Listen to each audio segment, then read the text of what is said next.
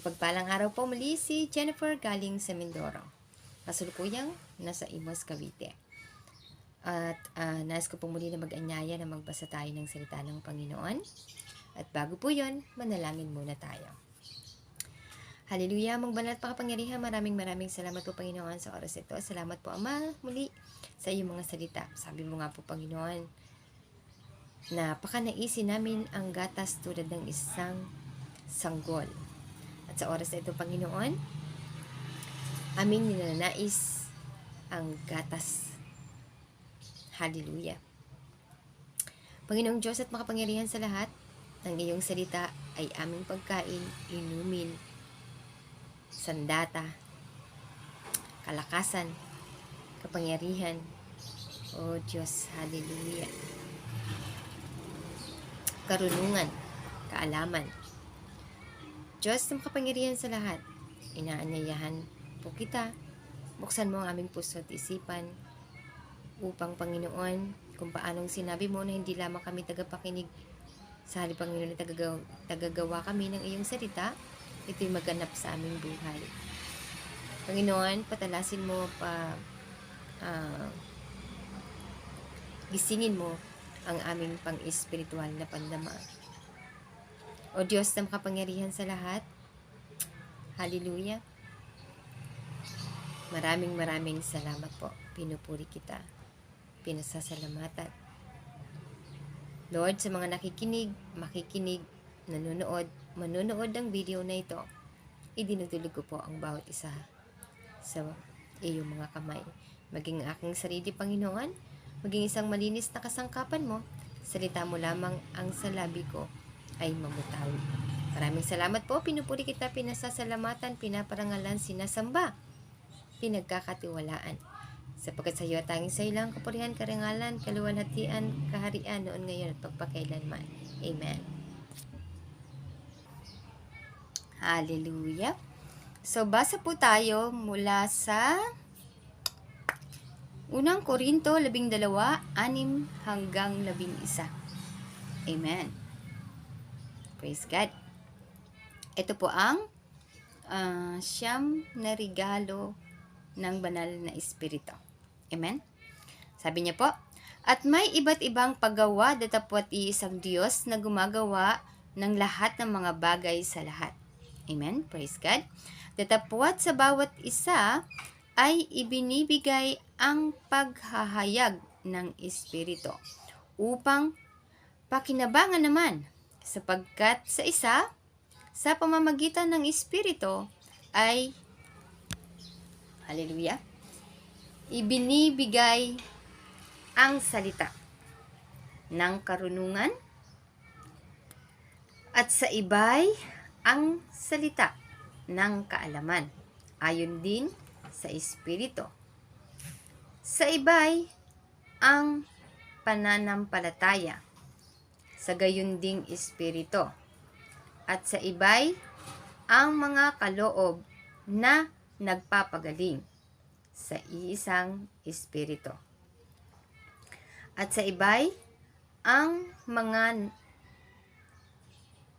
paggawa ng mga himala. At sa iba'y hula. At sa iba'y ang pagkilala sa mga espiritu. At sa iba'y ang iba't ibang wika. At sa iba'y ang pagpapaliwanag ng mga wika. Datapwat ang lahat ng ito ay ginagawa ng isa at ng gayon ding espiritu na ibinabahagi sa bawat isa ayon sa kaniyang ibig. Amen? Praise God. So, ito po mga ito ay natatanggap natin ayon sa kagustuhan ng banal na espiritu. Ayon sa kanyang naisin. Ayon sa kanyang layunin. So, ito po ay time to time matatanggap natin. Time to time, hindi po ito base sa'yo, hindi mo ito kagustuhan, hindi mo ito desisyon. Ito po ay sa Panginoon. Yan po ang siyam na regalo or kapuspusan ng Espiritu Santo. Amen? Hallelujah! Dahil po sa kapuspusan ng Espiritu Santo, ang mga disipulo niya o mga tagasunod sa upper room ay nakatanggap ng lingwahe o iba't ibang lingwahe at dun po ay dumating ang Espiritu Santo o ang kapangyarihan ng Espiritu Santo na siyang katunayan na sa buhay nila ay bumaba ang banal na Espiritu. Amen? Sabi po sa mga gawa, 2:4. Hallelujah! At silang lahat ay nangapuspos ng Espiritu Santo at nangagsimulang magsalita ng iba't ibang wika ayon sa pinagkaloob ng Espiritu sa kanilang salitain. Ito. Amen? Praise God. So, ito po yung regalo. Ngayon, meron pong kaibahan, which is napakarami po na nag-aakala na ang speaking in tongues or ang pagsasalita ng iba't ibang wika o lingwahe ay pareho lamang ang regalo at ang bautismo. Magkaiba po yon. Ang bautismo po, ito po yung unang binasa natin ay regalo ng Espiritu Santo, which is kasali po dun yung speaking tongues. Focus po tayo sa speaking tongues, ano po? At ang pangalawa po nating babasahin ngayon ay ang bautismo sa Espiritu Santo. Dito naman po makikita natin sa sa mga gawa 1, 4-5. Amen? Sabi po ng Panginoon, bilin po ng Panginoon sa kanyang mga disipulo na huwag mo na raw po silang aalis. Huwag mo na raw po silang pupunta sa kung saan. Stay lang daw po muna sila sa Jerusalem. Kasi sa Jerusalem po ay aabangan nila ang pagdating ng Espiritu Santo. Basahin po natin ang sabi niya po rito sa 4 and 5. At palibhasay nakikipagpulong sa kanila ay ipinag-utos niya sa kanila na huwag silang magsialis sa Jerusalem, kundi intayin ang pangako ng Ama na sinabi niyang narinig ninyo sa akin. Sapagkat tunay na si Juan ay nagbabautismo ng tubig,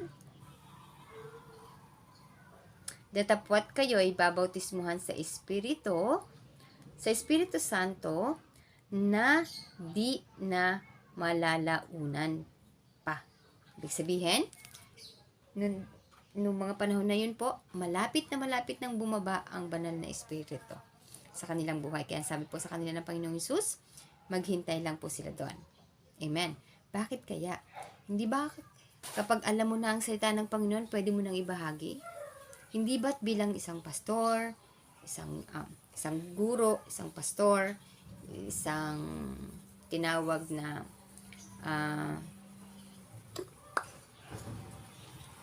ibanghilista, propeta, at apostol ng Panginoon ay meron ka ng kakayahan na magbahagi ng salita ng Panginoon? Amen. Praise God. Kasi ito pong fivefold ministry ay mga pinili at sinala ng Panginoon ayon sa kanyang kagustuhan sa pagtugon nila sa panawagan ng Panginoon sa kanilang buhay.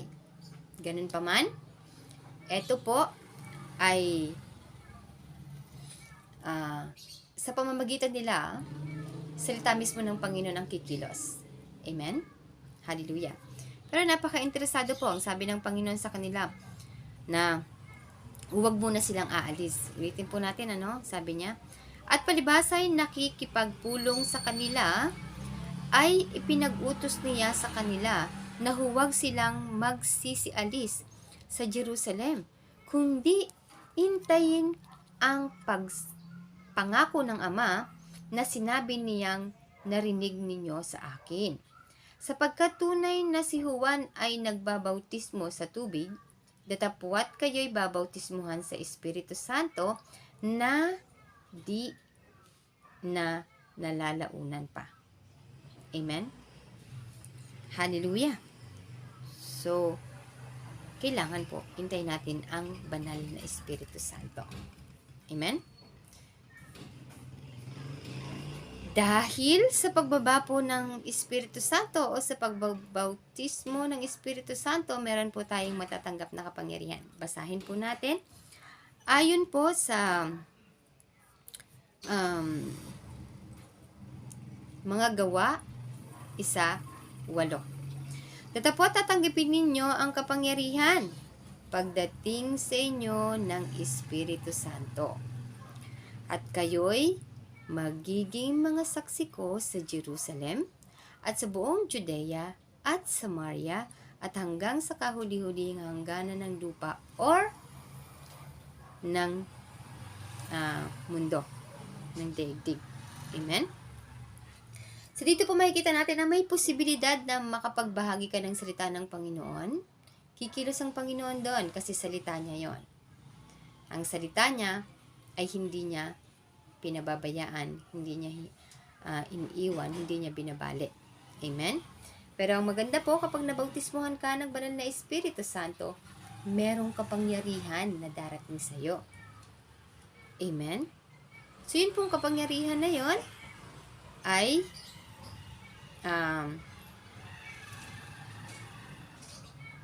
kamangha-mangha. Bakit? Sabi niya po, ito yung direkta nating pakikipag-usap sa Diyos. Amen? Basahin po natin mula sa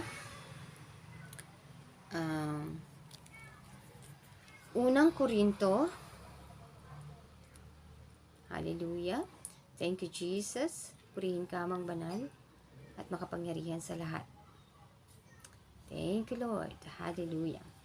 Sabi niya po sa Unang Korinto 14, 2.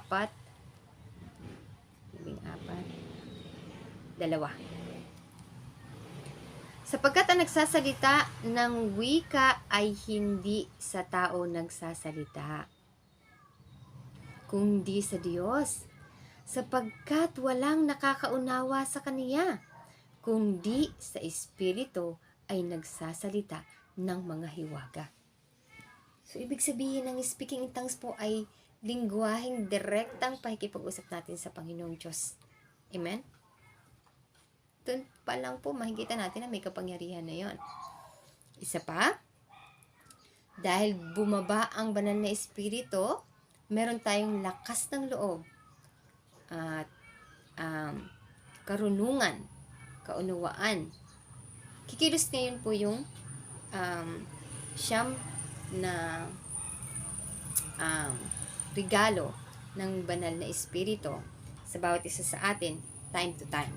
Pwede po ngayong oras na to, ito ay prophecy. Mamaya naman sunod, magiging interpretation of tongue. Pwede naman pong word of knowledge. Pwede rin po na wisdom. Pwede rin pong discernment of the Spirit. The 9 gift of the Spirit po ay kapangyarihan ng Espiritu na po pwedeng umagos or mag-manifest sa ating mga buhay. Amen? Kaya napakahalaga po ng bautismo sa Espiritu. Ito rin pong bautismo sa Espiritu ayon sa Judas 1, Judas 1:22. Bear with me, nagtusubok po ako ng Tagalog. Ngunit kayo, mga minamahal, papagtibayin ninyo ang inyong sarili sa inyong lubhang banal na pananampalataya na manalangin sa Espiritu Santo. Kasi nga hindi natin ito naiintindihan eh. So dito gagamitin natin ang ating lubhang banal na pananampalataya. Amen. Kasi ligwaha ito ng Espiritu direkta sa Panginoon at ang pananampalataya ay sangkap ng ating inaasahan. So dito makikita po natin na ang pagsasalita sa iba't ibang lingwahe or sa tongues or sa bautismo ng banal na Espiritu Santo, ay makikita natin na kailangan mo talaga ng pananampalataya.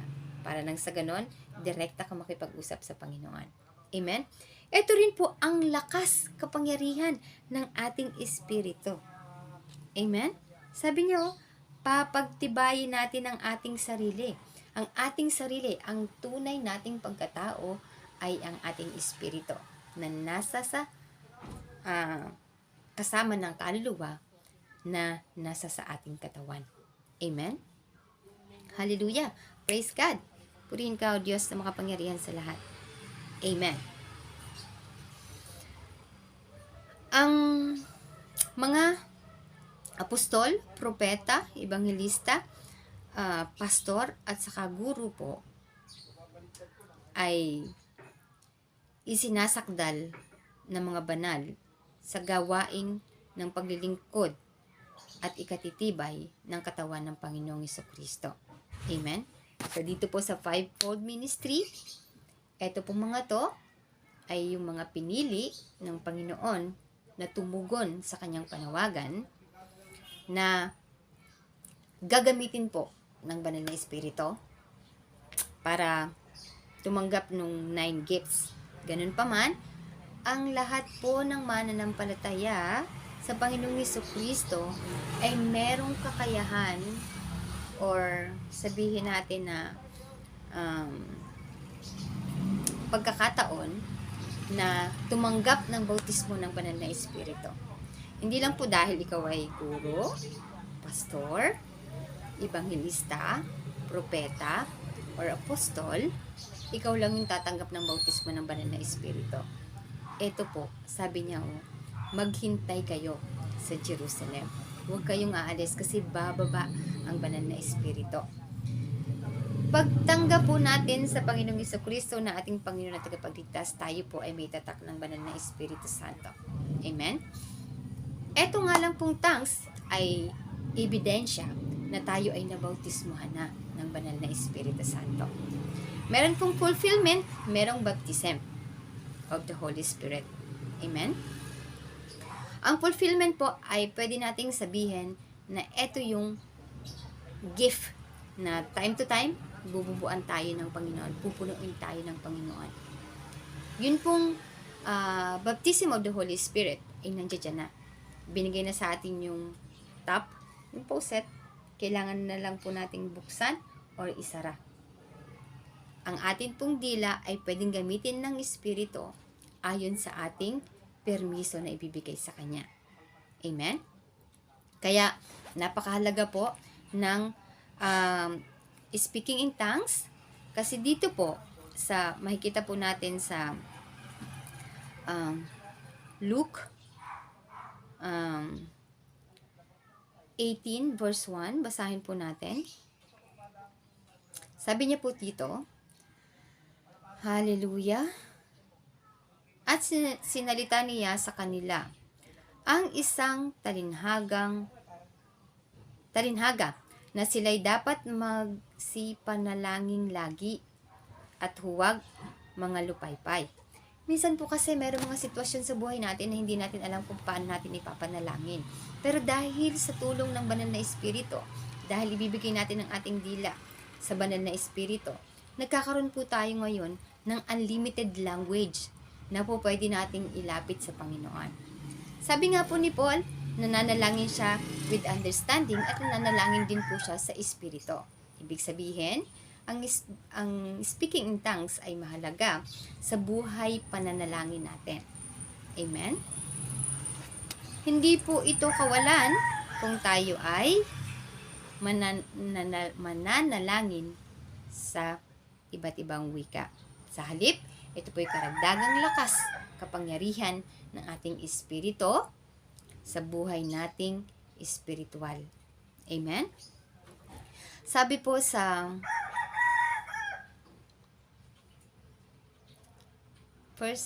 Unang Tesalonica 5:17 na manalangin daw po tayo ng walang patid. Paano tayo mananalangin ng walang patid? Ang ating lingwahe, English, Tagalog, Turkish man yan, Africa man yan, kahit na anong lingwahe mo yan, limitado ka. Pero ang tongues po, unlimited. Bakit? Kasi kahit di mo yun naiintindihan, direct yan sa Panginoon eh. Pinagbabasihan niya yung sitwasyon ng puso mo. Sabi nga po niya, bago pa natin ipanalangin, batid na niya yun eh. Pag sinabi natin, pakikinggan niya tayo. Amen? How much more kapag ang gagamitin natin sa pananalangin ay ang kanyang salita. Amen? Kaya, napakahalaga po ng speaking in tongues. Huwag po nating isa-isang tabi ang speaking in tongues.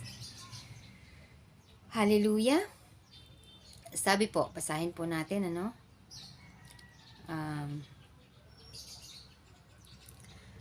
mula po sa Colossians 4:2. Manatili kayong palagi sa pananalangin na kayo'y mangagpuyat na may pasasalamat. Amen? So, kailangan po tayo magpasalamat palagi. Kailangan po tayong manalangin lagi. Amen? So, kung tayo po ay nakakapag-speaking tongues at hindi naman natin ginagamit ang ating dila sa bagay na nandito sa lupa, pwede po nating ipagamit sa banal na espiritu. Amen? Minsan po, habang tayo nananalangin sa tongues, at hindi natin alam po ano yung ating ipinapanalangin, minsan po, ibibigay sa atin ng Panginoon yung wisdom kung ano yung ating ipinapanalangin. Minsan po, magugulat ka na lang, habang nagtatangs ka, meron kang vision, habang nagtatangs ka, bibigay siya sa iyo ng lingwahin na naintindihan mo, na ipapanalangin mo kung ano yung ipinapanalangin mo sa Espiritu. So basically, meron po yung interpretation, meron po siyang confirmation. Amen? Hallelujah! Kaya napakahalaga po ng speaking in tongues. Huwag po nating isa-isang tabi or huwag nating baliwalain. Hingin po natin sa Panginoon. Amen? Bilang isang Kristiyano, meron na po tayong karapatan na tumanggap ng bautismo ng Espiritu. Amen? Hallelujah! Para nang sa ganon, kapag tayo po ay nagbahagi, nagpatotoo, mag-win soul tayo po ay hindi lamang ang salita ng Panginoon ang babahagi natin, kundi sasamahan na rin po tayo ng banal na Espiritu. Nakikilos siya ayon sa kanyang kapangyarihan. Amen? Kaya nga po sabi niya, hallelujah, na sabi ng Panginoong Hesus, hindi raw po siya nahihiya na magbahagi ng salita ng Panginoon kasi ito ang kapangyarihan ng Diyos para sa kaligtasan. Amen? Hallelujah! Sabi niya po, hallelujah, sa mga Roma 1:16, sapagkat hindi ko kinakahiya ang ebanghelyo, sapagkat siya'y kapangyarihan ng Diyos na sa ikaliligtas ng bawat sumasampalataya, unay sa Hudyo at gayon din sa Griego. Amen.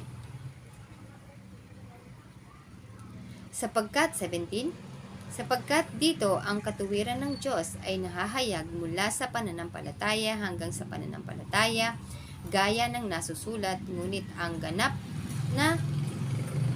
ay namumuhay sa pamamagitan ng pananampalataya. Amen?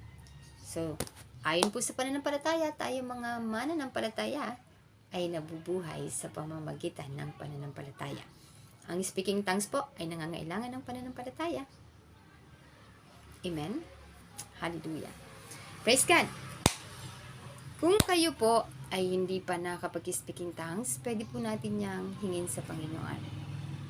Kung ikaw naman po ay nakapag-speaking tongues na at hindi mo pinapractice, practice mo po. Kasi yan ay sa ikakalakas ng iyong espiritu, ikakasensitibo ng iyong espiritu, alwan ng banal na espiritu na kumilos sa pamamagitan ng buhay mo. Amen? Hallelujah! Praise God! Manalangin muna po tayo, amang banal at makapangyarihan. Maraming salamat po, Panginoon, sa oras na ito. Salamat po, Panginoon, sa pag-ibig at katapatan mo. Salamat po, Ama, sa iyong mga salita. Kumilos ka sa aming buhay. Panginoon, kung sino man po, Panginoon, nang hindi pa nakatanggap ng iyong bautismo sa oras na ito, o Diyos, sipuin mo ang tao na ito. Kumilos ka sa kanyang buhay, Panginoon. Hallelujah. Sa taya rarararababa sa tamayara ng homamariwarabas sa tamakiyara ng homamariwarabas sa tiyorarararababa. Sabi mo po, Panginoon, sa iyong salita na hindi namin natatanggap dahil hindi namin hinihingi. Sa oras na ito, Panginoon, hinihiling ko sa inyo na bautismuhan mo ang iyong mga anak with the evidence of speaking in tongues. Hallelujah, Lord. Ipuin mo sila sa oras na ito. Batid mo kung nasan sila ngayon. Batid mo kung sino ang nauuhaw sa iyong mga salita, sa iyong presensya. Hallelujah.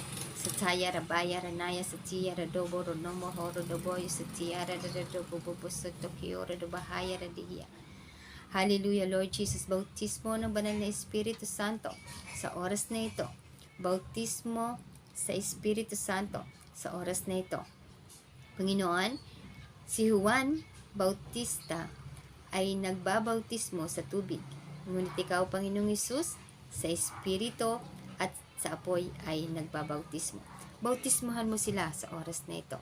Sa ngalan ng Ama, ng Anak at ng Espiritu Santo. Hallelujah, Ramaya, Sataya, Raboyo, Rodomo, Horo, Doboso, Toro, Dobababa, Satiya, Radada. Hallelujah, Lord Jesus. Hallelujah, Ramasa, Tamayara, no Homamaniora, Robusta, Tamayora, Robobobusta, Tukiora, Homahaya, Radadiya. In Jesus' name. At kung ikaw po na nakakapag-thanks na, samahan mo po ako sa oras na ito. Hallelujah. Rabaya sa tiyara, rarobobobo sa tumiyoro, no homamaniyo, sa tamayara, no homamaniyo, sa tukiyoro, rarobobobo sa tuhoya, radadiya. In Jesus' name, maharada, basita, marana, masata, kaya, rabasoto, robosoto, horadiya, rababa. Hallelujah, Lord Jesus. Purihin ka, amang banal at makapangyarihan sa lahat. Purihin ka, O Diyos. Hallelujah. Rabobobo, sotorobo, sotorodomohoro, dahiyarabo. In Jesus' name. Hallelujah, Lord. Amen. Praise God. Amen. Ulitin ko po, ganyahin po kita, anyayahan kita, practicein po natin ang tongues. Amen. Lalo na po ngayon sa panahon natin ito. Sa pag-speak in tongues po natin, hindi natin namamalayan. Marami po tayong dalangin or naidulog sa Panginoon. Amen? Praise God. Mapagpalang araw pong muli at nawa ang kapayapaan, ang pagpapala, ang pabor, ang pag-ibig at ang pananampalataya at pag-asa ng Diyos ay sumayin yung lahat. Amen? Hallelujah. Praise God. Amen.